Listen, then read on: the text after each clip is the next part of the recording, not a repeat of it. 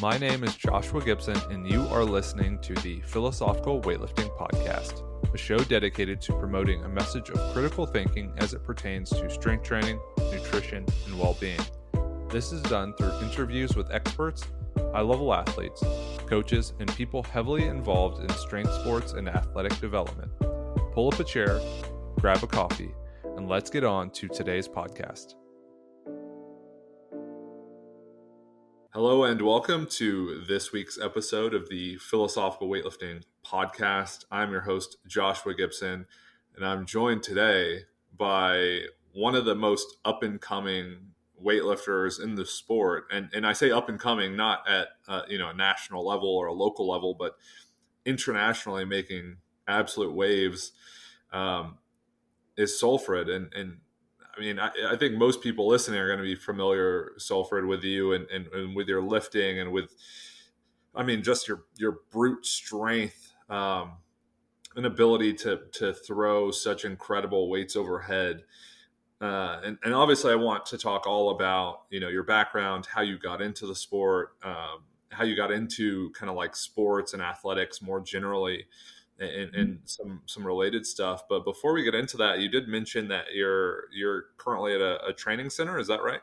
Yes, I'm currently at the National Olympic Center in Oslo at the moment. So training here, preparing for this little, what's it called, off season that I have. Yeah. How's that been so far? It's been great. It's been much needed. So, yeah. Yeah, it's always nice too to get a different perspective or take on everything that goes on in weightlifting, because I'll talk about it, Seb will talk about it, we'll kind of like talk about the sport from this like slightly more outsider-ish viewpoint. And you're the person who's living it. You're the person who's winning medals on an international podium and hitting insane lifts that are the best in the weight class in the world. How do you feel? We'll get into talking about your background and all that, but how do you feel about where you're currently at in the sport and what you've been able to do in it? Well, I do feel like it hasn't been easy. Like from the outside, I think it's easy. It's easy to like see and like say like, oh, she's had this progress. It must come easily, but it hasn't. And I'm very happy with. I'm just trying to find the words. I'm very happy with how well developed I've become with the limited sources that we have here in Norway. We're not a big weightlifting nation, so it's very surprising to sit here and think back of what I've done from just like 3 years ago when I started. So this is like very unexpected what I've accomplished. So I'm very happy with my effort, and I'm looking forward from this point on. Yeah, I would be very happy with it too. And in 3 very short years, you've been able to be multiple time gold medalists at a world and European level, and multiple national and Nordic record holder, and been able to make waves. And a lot of that kind of creates this question of, how did you get into weightlifting? What was your introduction to sport more generally? I wish I had like a story of like, I knew this person who did weightlifting when I was a kid. I was watching, but for me it was very randomly. I always liked to be training when I was younger. I did a lot of like studio training, and since I was 15 years old, I think I got that's the age when you're allowed to go to the gym alone and buy yourself a membership. So I was there with friends, and that was like a very natural arena for me to like after school, like I was there. I wasn't at home. I was outside. It was training that I was surrounded by. And I did start with CrossFit. My friend introduced me to CrossFit. And for me, that was more, I don't know, like more like a sport because you Mm, could actually like measure yourself with each other and yourself. You had like these all these different crazy workouts, and you could beat yourself the time and the weights you were lifting. So I was naturally strong, and from CrossFit, I was called like, I think it was in 2020. I was doing CrossFit about 3 years from then, and I was called by like a local weightlifting gym club. They called me up and asked me if I wanted to join a competition to qualify for the nationals, because they did want to have more people in to represent them. And at that point, I didn't really know what weightlifting was. I did have to Google the competition and the layout and all the rules and stuff. And I had a try. And from that, I kind of knew weightlifting was something for me. So it was very random. So it's like, what's it called?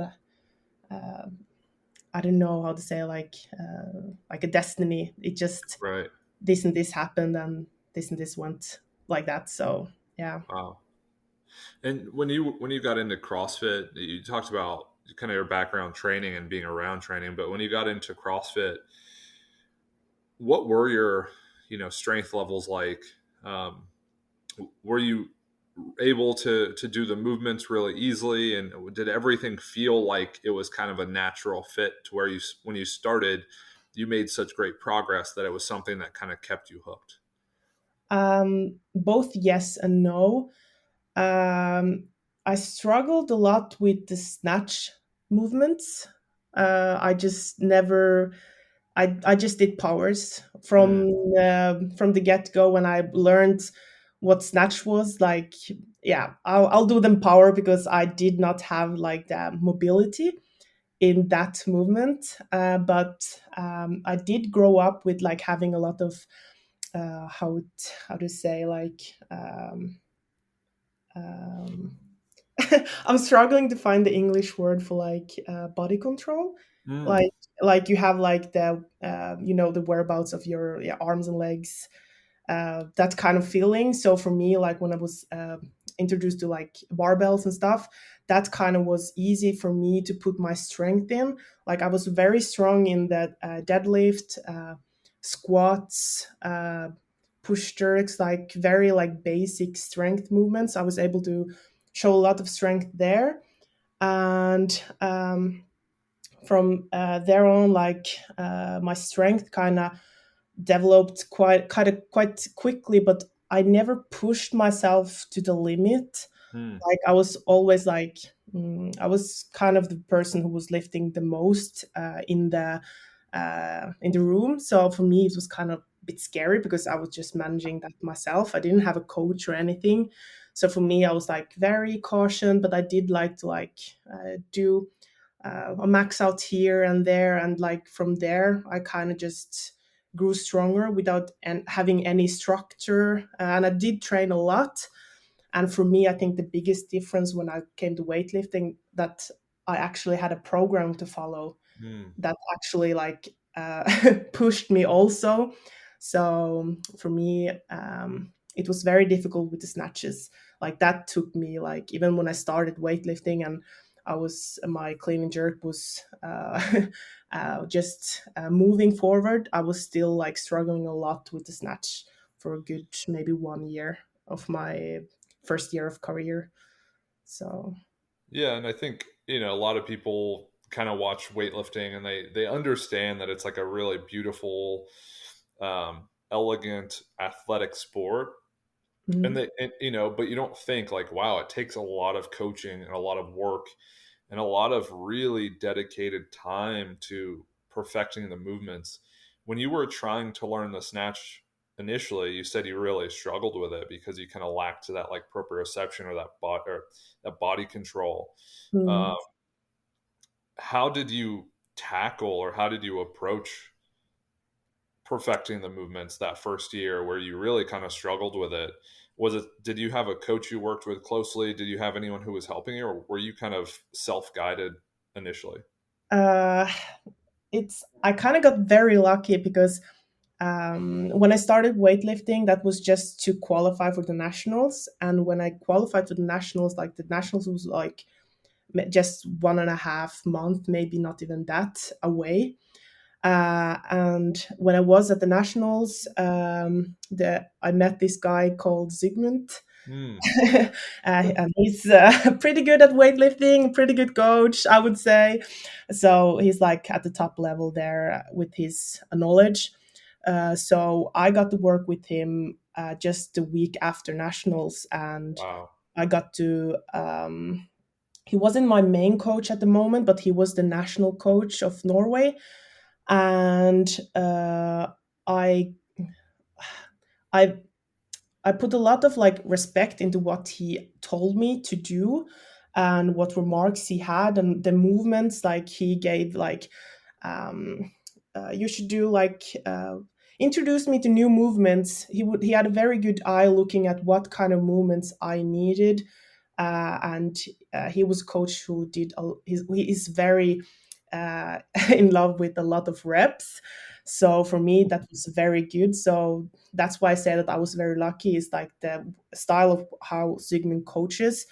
There's a lot of reps, which me as a new beginner needs. I do need a lot of reps, and also he weighs a lot of uh, his coaching into like I don't know how to say this in English, but like not like particularly like the classical snatch, but like different variations of the Mm, snatch, like in different positions, and that was very good for me.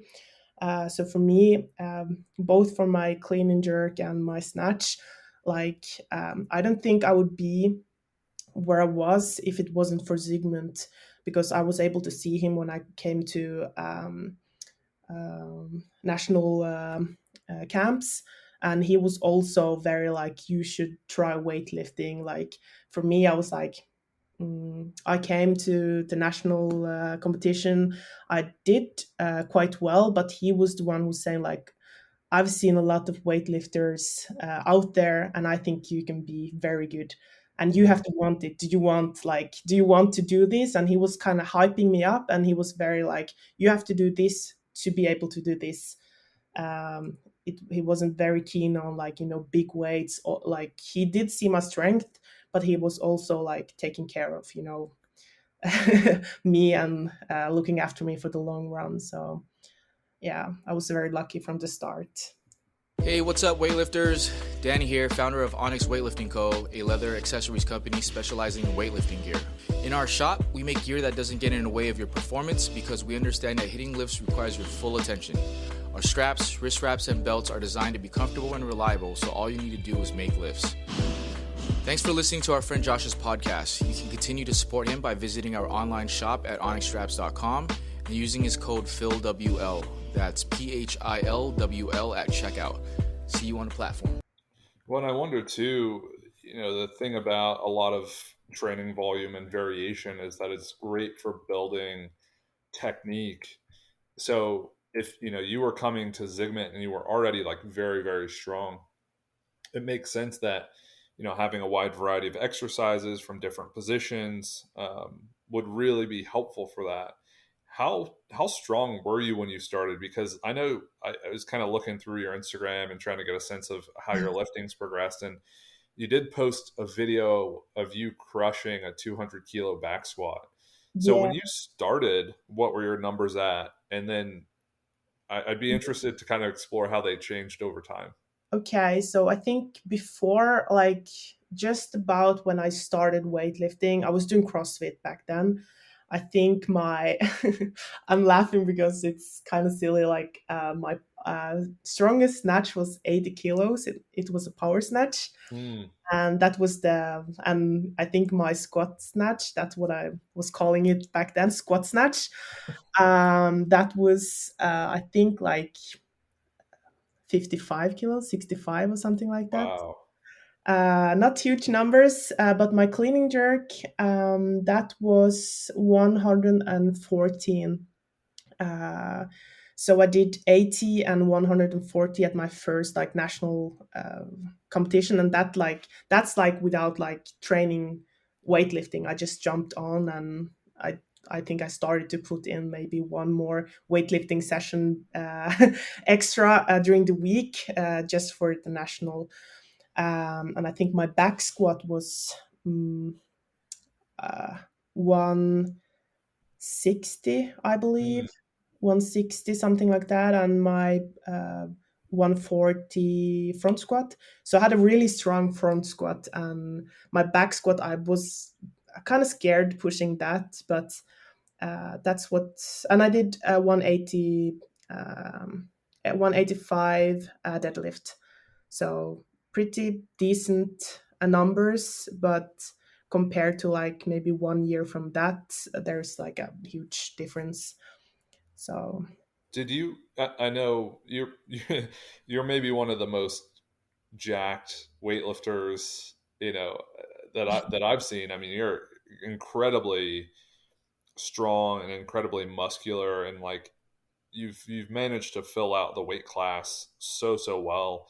Is that something you've always kind of been able to do easily? Is put on a lot of muscle? So like that first competition when you snatched 80 kilos, um, what weight class were you in? And was that something where like your body just kind of tends to take to training and put on muscle and get stronger pretty easily? well, normally I'm a heavy girl. Like for me back then, like weight classes wasn't like something I was thinking. My body weight was 85 naturally, and so for me it didn't make sense to like go up or down or anything. I just competed at the weight class that I could, and that was like 87.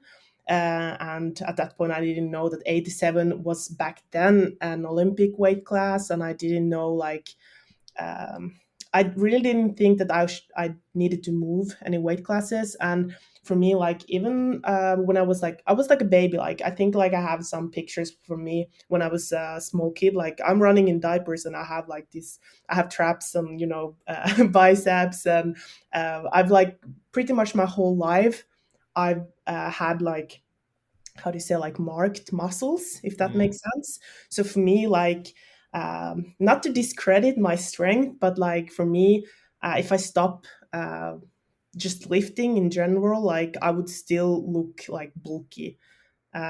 So for me, like the reason I even started like training or anything, it was because I felt that I was too bulky. So for me, I was thinking if I do high reps, of something when I was 15 years old, like my muscles would mm, vanish or something like that. So for me, like that's been like uh,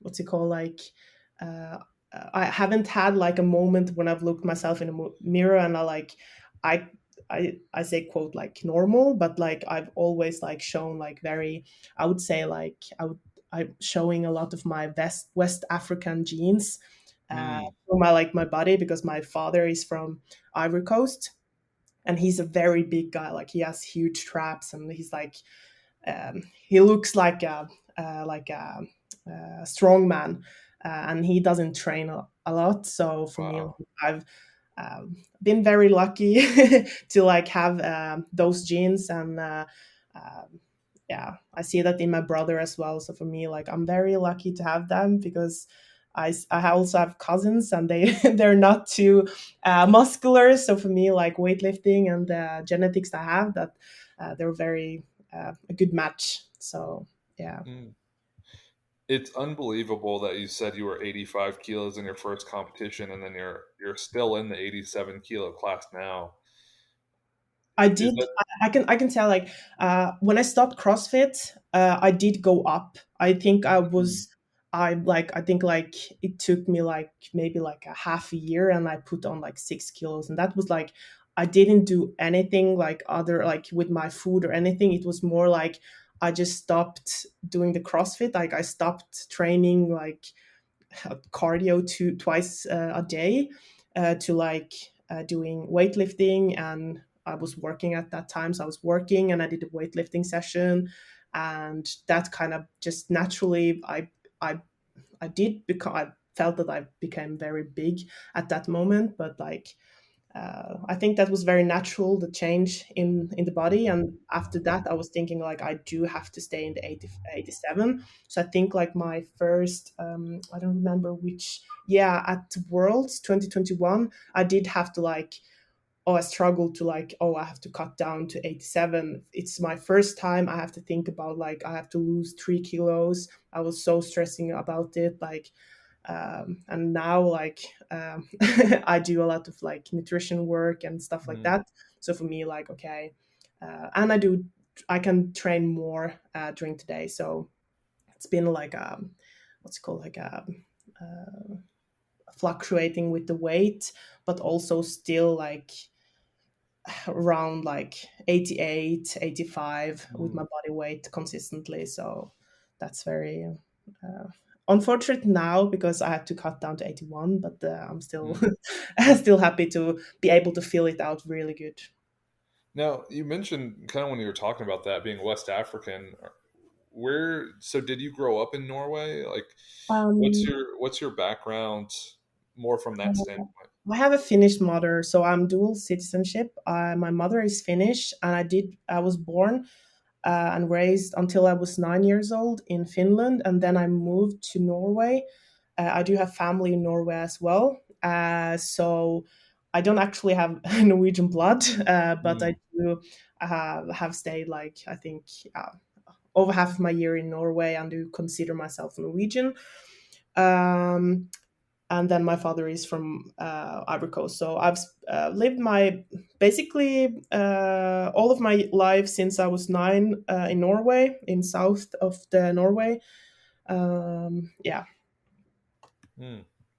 Was your family, because you talked about your brother and you talked about your dad a bit, does your family have a history in any other sport or any other athletic event besides you? Well, my mother did sprinting. That's what I know.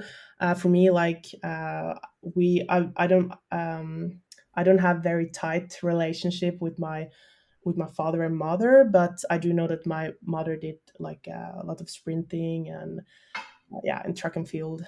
Yeah, and my father, I think he played football. That's about it. Nothing like very huge that I know of. Yeah. Yeah, and you happen, you know, you said it was almost destiny how it happened, and you got into CrossFit and then got into weightlifting and had this massive and you know what I would say is like a quick rise to the top. I mean, even though it's spanned a few years, but looking back, are there any other sports you wish you would have played or tried out, knowing how strong and athletic you are and could have been, you know, earlier on? Um, well, I did like to run, but for me, like sports wasn't like a thing. Like I wasn't like very like, oh, I really want to do sports because I didn't really have like a connection to a sport. But I did like to run, so for me, like sprinting would be fun. Obviously, I'm quite a bit heavy, so I don't think I would be having very fast times. But I did know that I was very fast when I was younger, and that was something I liked a lot. And from that point on, like I just kind of, I don't know, like naturally, I kind of leaned to a normal like fitness in the gym. I was introduced to that through my friend, and from that, I never had like, oh, I want to try this. I should try this. It was most after like when I started CrossFit that I did want to like, I really wanted to compete in CrossFit because or functional fitness. It was like because it was like the strength in it, like you had the snatches, you had the Mm. cleans, you had the squats, like that. For me, that's very fun, and like to be able to compete in something that's very fun, that's just, yeah, that's just that's just a dream, and I can get that through weightlifting. That's So awesome. And then, kind of going a bit more forward, we talked about you getting into CrossFit, into weightlifting, competing at nationals, meeting up with Zygmunt and getting some help from him, and then kind of developing along the way. When did you first realize that you would be very, very good at weightlifting? Like, was it the first international competition? Was it, was it your um, first like really, really big snatch or really big clean and jerk? Was it someone telling you that? Like, how did you know you were going to be great Uh, at weightlifting? for me, not like how good, but I think like the first sense that I did have that I'm gonna be good in weightlifting was my first like the national competition, because I did break a national record with the 114. I was thinking like Wow. I haven't even like trained weightlifting, and this is the most like with the current records anybody's lifted in category. Like if I put more work in, like I'm like doing two workouts a week with weightlifting, and I'm able to do like a national record. Like if I do one more, what happens then? And if I just change every session to weightlifting, what happens then? So for me, I was like, okay, I'm gonna be good in this, but I don't know how good. And also, Sigmund told me like, uh, I can see in you that you can be really good, um, but I have to like I do have to put the working. Like it's just how much I want to work for it. So I was like, okay, I think after the nationals, like COVID happened, but I still got to like train at the gym, like at the local gym, because of the we had some rules about like if you were national competing and you could still do training. So I was still doing training like with the I think 2 months break first with the total lockdown. And I was like, when I start again with the training, I'm just gonna do weightlifting, and I'm just gonna focus on just becoming as good as I can. And I think that's just my mission started at like I just want to be. I didn't have any like levels of like I want to be like a European champion. I want to be a world champion.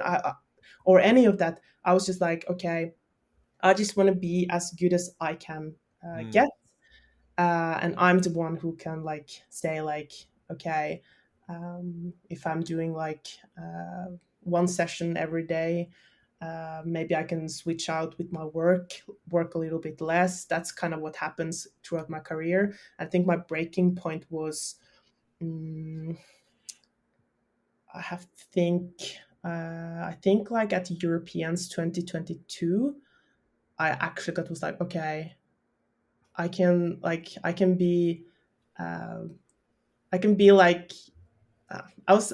It's so silly to say or very weird to say out loud. But I was like, okay, I can become whatever I want to become. Hmm. It's only the matter of how much work I can put in, want to put in, and I'm able to put in.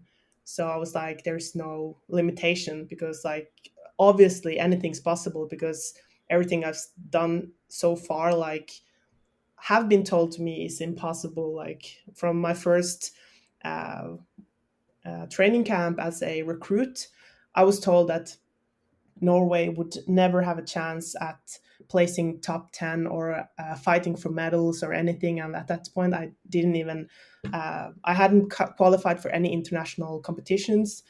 And they said, like, we don't have the fundings for it. We don't have uh, the way we do weightlifting, like we're like separated like across Norway. We don't have like any like central uh, way of like being together all the time. Like everybody works. Like I was working as an electrician, Hmm. and I was like, okay, so they're telling me like. If I want to be very good, if I want to fight for medals or anything like that, would be impossible. And for me, it was like more like, okay, I really want to show that I can do whatever I can. I'm just gonna do everything I can to just improve.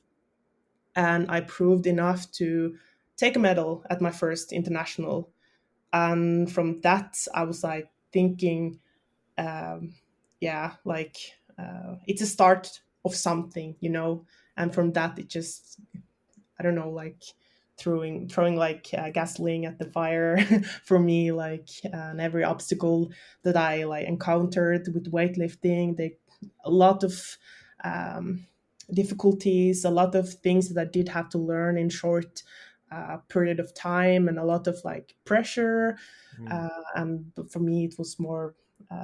It was very giving for me, like to really show that I did want to be good, and I have been able to show that, even though like the journey is far from perfect, but from the outside, like it couldn't be better, or if I can say that. So yeah. Yeah, I mean, it's incredible that from starting weightlifting or focusing on weightlifting to, fast forwarding a year, you were able to medal at your first Europeans and, place fifth in Europe. I think that's incredible, and it must have been very surreal to be able to do that, and must have been a huge amount of gasoline on the fire to kind of keep that drive and push the drive forward. Um, and I didn't realize, kind of keeping up with you, I wasn't even sure, and I don't think most people think about kind of how old some of the athletes are. But how old are you? I'm 24. I'm Yeah, so turning 25 in 2 weeks. So oh, awesome. Well, I'll give you an early happy birthday. And I think it's probably going to be surprising for most people how young you are and how, quick of a rise you've had. that's And kind actually of funny because I was told that I'm very old, that really, I don't have time to work. Like I was still working as an electrician. Uh, I think that three, two, two first years, three first years of my career, and they were telling me like you don't have time to work. You just have to put all in. Like if you want to become something, you don't have time for whatever you're doing right now. And so for me, I've kept told that I'm too old to become something very great, because all of the big stars out there, like they started when they were like 8 years old, and right. so I've had that on my shoulders a lot. So thank you. It's very nice to hear that. Yeah, that I'm young in weightlifting. So yeah. Yeah, I think you probably still have a lot of time to develop and grow and make progress. And I mean, even thinking about the 100, 135 you did at Europeans, after that first year, now you've snatched, 120 plus and clean and jerked 150 plus, and that's like incredible improvement. And you just continue to look better and continue to gain momentum kind of going into every Europeans, every Worlds. Um, after that first Europeans, and when you started going from bronze medals to gold medals, what was that like for you, seeing all of that hard work turn into becoming a world champion, becoming a European champion, and now being the person that everyone else is trying to compete to beat or compete to be better than? Um, Mentally, it has been a little bit tough. I could say, of course, it's like. You have to keep in mind that I'm very new at sports in general, and I'm a person, I don't like spotlight. And for me, like um, I had to before my first nationals, even like I had to like have someone watch me when I was lifting. Okay, pretend you're at the stage, because I knew like there was judges Mm, there who's gonna like look at you and judge your lift, and for me like that's very uncomfortable. So I had to like train that part of me, and then all of a sudden like I'm going to my first international and I'm taking bronze, and I take gold at my I take gold and bronze at the next competition at Worlds, and then being an European champion next. And it's like it became like a very like a very fast learning process of how to uh, I don't know, like keep the cool with the pressure. People are watching you and people are expecting something of you, because also after like my first career of international weightlifting, like I did have a very good season. I think it became like, I don't know, like labeled on me, like for my national federation, that like this and this is possible, but it's also expected of you. Like I felt like mm, this is expected. So when I I became a European champion, and then a world champion, like it was like it had a little sense of like it's expected, so I was like very stressed about my next competition. So there's a lot of like, behind the scenes, like mental um, work that I had to do, because it was a little bit much at times. And also, from the outside, like, oh, is that even possible, like, and I, you get a little bit self-doubt, but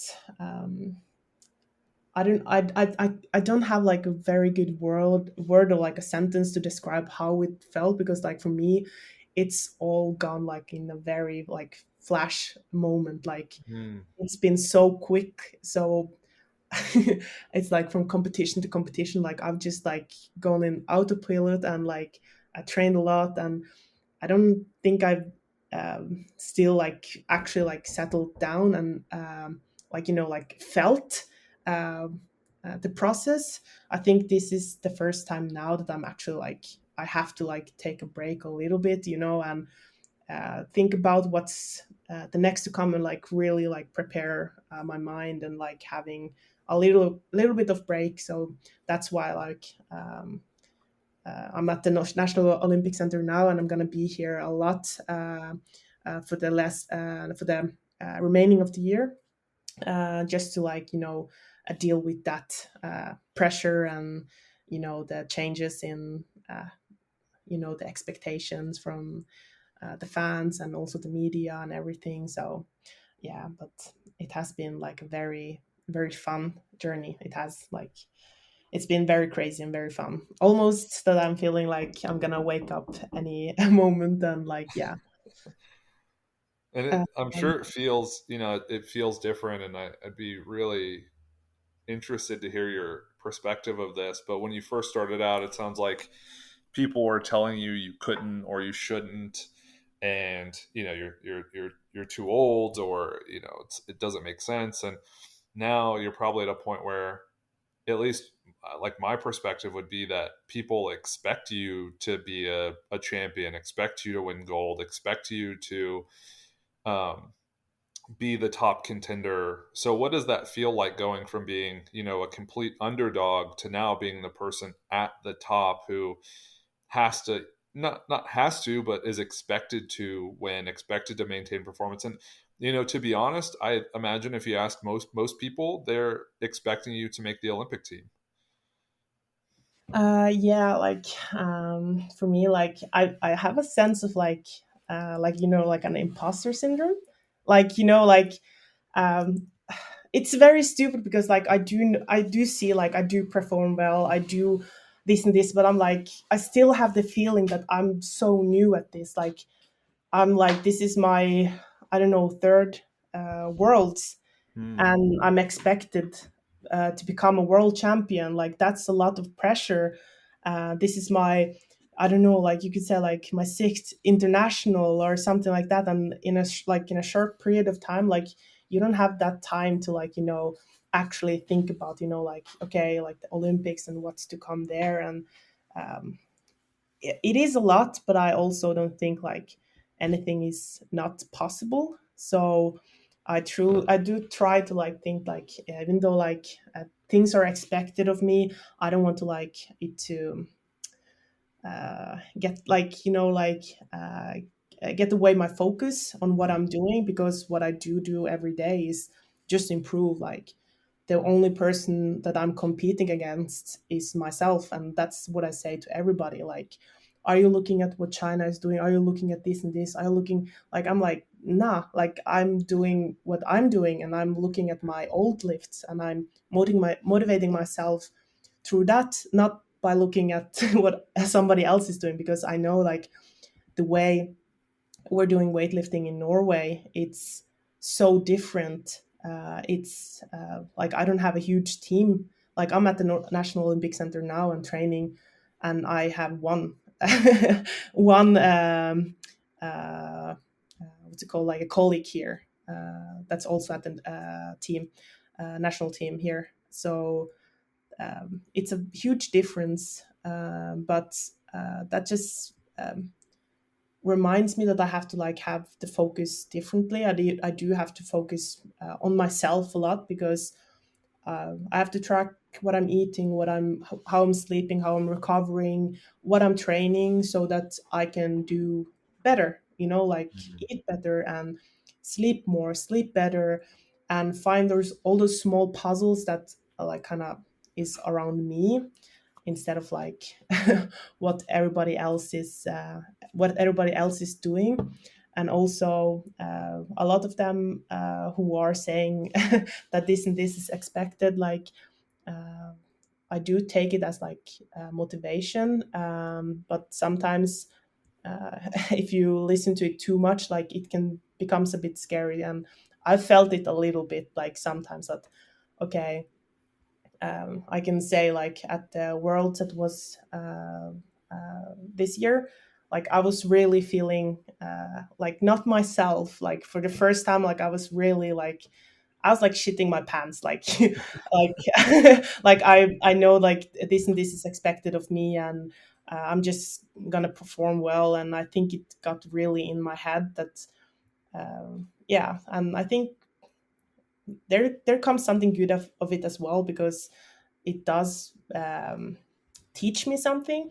I do know more about me, and then I know more how to handle that. But um, there is a sense of sometimes it becomes a little bit scary, but also I know I have everything I need within me. So I just have to like focus on going from this day to next day, and focus on now. And I think I can do whatever I want to do next year if I just have the right focus and the right team around me. So. Mm. Yeah. What does your training situation look like? Are you kind of getting coached every session? You have multiple sessions a day. Like, how much work are you doing? Because, again, just kind of watching your progress from meet to meet, international competition, I think you're just making tremendous strides. And I think what that does, it just showcases all of the hard work you put in and how much work you do put in. So, what does your schedule typically look like? Well, normally I have um, around 8 or 9 sessions each week, um, and um, yeah, eight to 9 sessions, and the amount of work I do in a week, it just varies of what type of like with the volume and intensity, just with the program. And my daily, I train pretty much alone.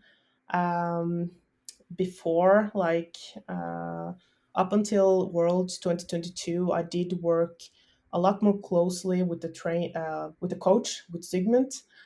And I think this year I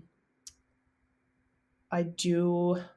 We don't have a lot of um, team camps.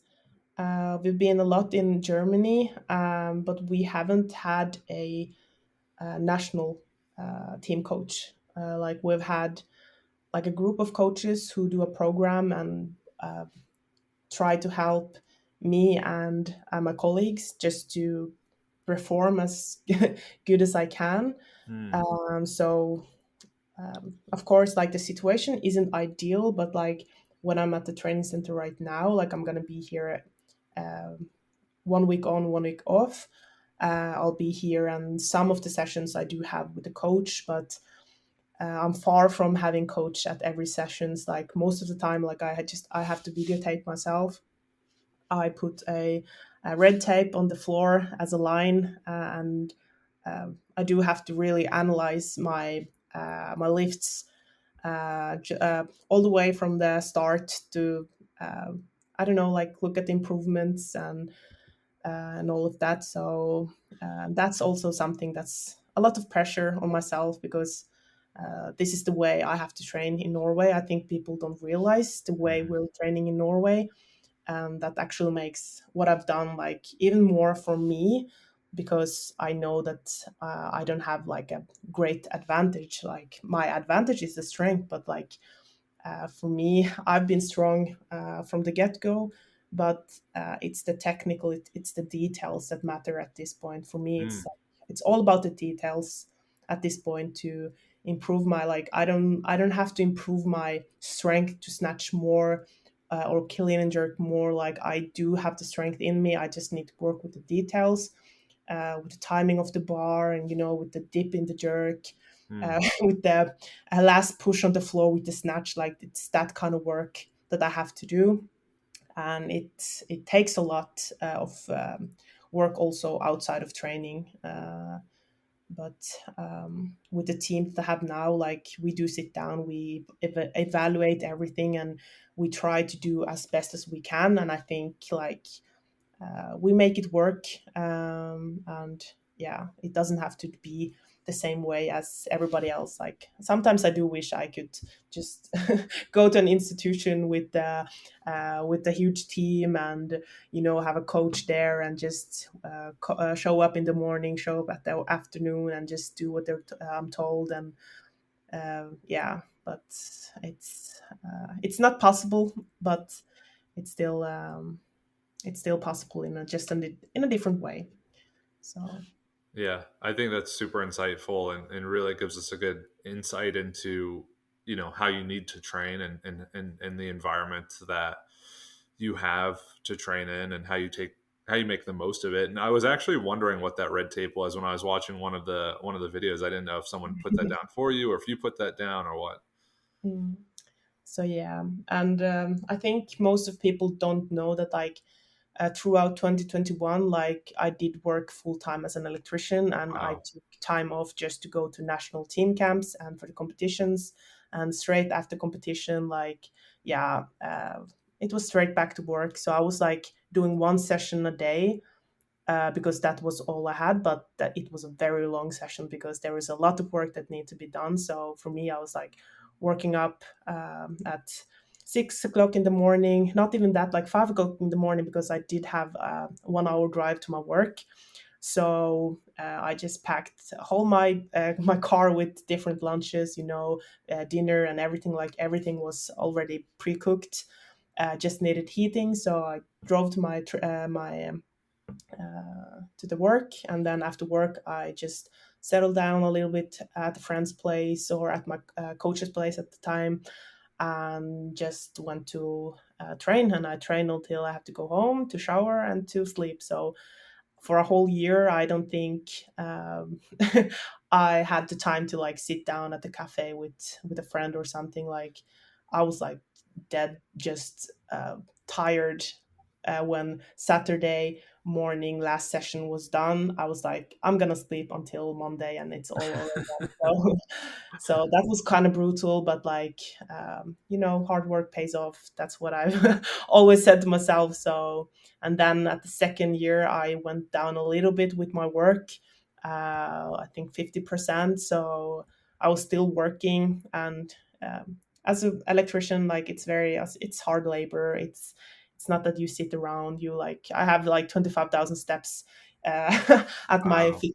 my Fitbit at the time. So I think that this is the first year, like, I'm not working, and I'm very glad for it because I really need to train a lot. But if you look at the other way, like, it's a natural process also. Like, I could really easily been, like, badly injured if I was just let loose and was training double sessions Mm. from the start, because, like, you do need to have, like, that you have to have the weightlifting stamina. It's a lot of weights above the head all of a sudden, even though you're strong, like, all your tendons, yeah, like my knees, hips, like everything, they have to, like, adjust. So it's been a natural process to become, like, a full-time athlete. So Wow.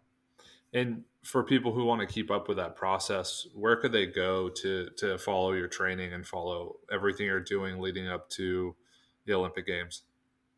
you mean, like, my training as of now, like, that, who wants to follow up on that? Yeah, whoever's interested in watching your journey. Well, I do post on my social media.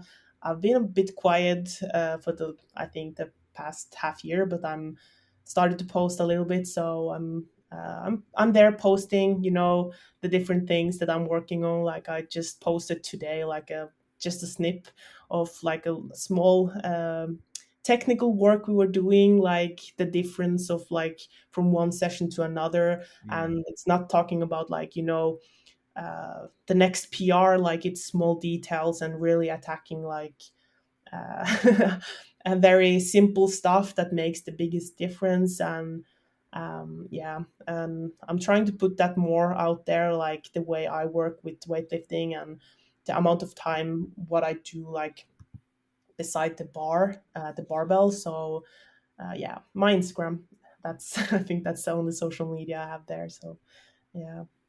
Yeah, so for everyone listening, go follow 98 Solfrid. That's 98 Solfrid. You can follow me on Instagram at Josh_Phil WL. That's PHILWL. You can find all of the other content related to the podcast at Philosophical Weightlifting on pretty much every platform. We appreciate you guys tuning in, and we will catch you guys next week on another episode of the podcast.